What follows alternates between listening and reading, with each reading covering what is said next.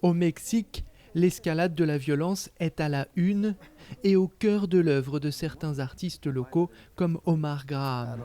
C'est la presse à sensation, friande de ces images qui lui fournit sa matière première. C'est ce journal qui me donne accès à ces archives. Une réalité sanglante que cette jeune valeur montante de la peinture mexicaine transforme en tableau minimaliste, à peine abstrait. La toile est le support sur lequel je dépeins cette agression.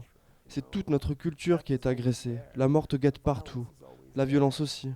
Et je pense que c'est une réalité à laquelle les artistes mexicains vont devoir se confronter pendant de longues années encore.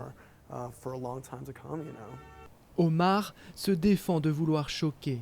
Pas de message, juste une fascination pour les qualités esthétiques de la chair ouverte et violentée, qu'elle soit humaine ou animale. C'est pour cela qu'il part souvent à la recherche de ces images dans les kiosques de Mexico City. Tout en restant attentif et méfiant, car la violence il la connaît. Agressé 7 fois par le passé. J'essaie de ne pas trop m'inquiéter quand je sors. En gros, je sais où il ne m'arrivera rien et où je ne devrais pas être. C'est du bon sens. Par exemple, quand tout le monde vous regarde parce que vous avez une caméra, il faut faire très attention, c'est tout.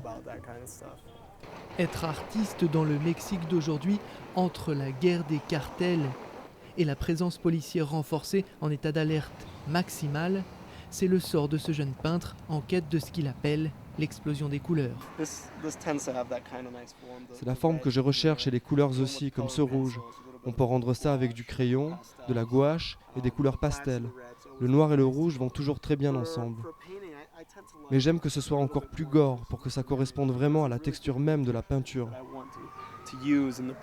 Retour à la galerie où l'artiste nous démontre comment aller chercher des formes et des couleurs dans une scène de crime macabre, toujours concentré sur la chair et sur le sang. Il le dit, c'est sa façon de réagir à la réalité qui l'entoure et de redéfinir l'expression « nature morte ».